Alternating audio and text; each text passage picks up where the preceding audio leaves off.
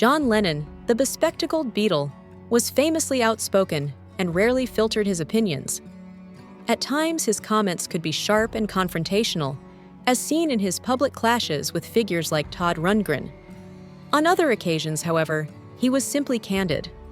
That same blunt honesty surfaced in the 1970s when Lennon suggested that Rod Stewart had borrowed a little too heavily from a Beatles song. Lennon, in truth, was never particularly precious about the idea of originality. Like most British bands emerging in the early 1960s, the Beatles first rose to fame by performing cover versions, releasing them to enormous enthusiasm. Much like the Rolling Stones, they drew heavily from American rock and roll while playing exhausting multi-set nights in Hamburg. Those U.S. influences were later reshaped into polished pop songs for British audiences.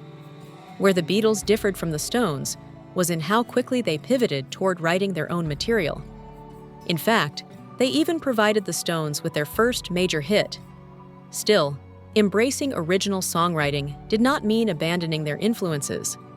They continued to nod toward heroes such as Chuck Berry, openly acknowledging those debts. Paul McCartney once admitted that the bass line from Berry's "I'm Talking About You" had been directly reused for "I Saw Her Standing There." He explained that he played the same notes Berry had used, found that they fit perfectly, and noted that many people were skeptical when he revealed this connection. That skepticism largely came from the band's reputation for originality. On the surface, it seems contradictory that a group could be both one of the most innovative bands in history and enthusiastic borrowers at the same time. Yet both ideas coexist comfortably. Rock and roll thrives on taking existing ideas and reshaping them into something personal. As with fashion, originality does not require making everything from scratch.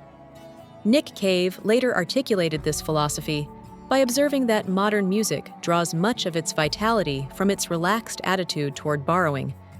Artists constantly take ideas from one another, creating a chaotic exchange that ultimately pushes rock music forward as a grand artistic experiment.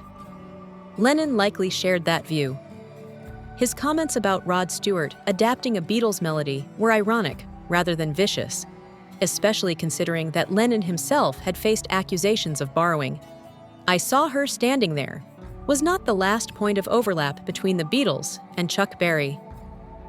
After the release of "Come Together," Lennon was compelled to alter a lyric following legal pressure from Berry's publishers, an experience that may have shaped his perspective. Years later, Lennon suggested that Stewart had reworked elements from one of the Beatles' later songs into "The Killing of Georgie," one of Stewart's most celebrated tracks. Discussing "Don't Let Me Down," Lennon remarked that Stewart had transformed a vocal phrase into a similar melodic line that went unnoticed by publishers. Despite pointing this out, Lennon did not appear bothered. He seemed to understand the motivation behind such borrowing, reasoning that Stewart avoided singing the original song outright for the same reason Lennon avoided covering others' material: financial compensation. It was a practical observation from someone who had built a career by absorbing influences and turning them into deeply personal statements. Decades later, in 2016, Stewart addressed the claim in The Guardian with characteristic humor, acknowledging that the resemblance was there and suggesting there was nothing wrong with a well-executed lift. Given Lennon's own outlook, it is easy to imagine he would have accepted that response. Stewart also noted that similar chord progressions and melodies could be found throughout the 1960s and beyond. In reality, such connections exist in every era. Rather than diminishing the music, those shared threads enrich it, binding songs and artists together across time.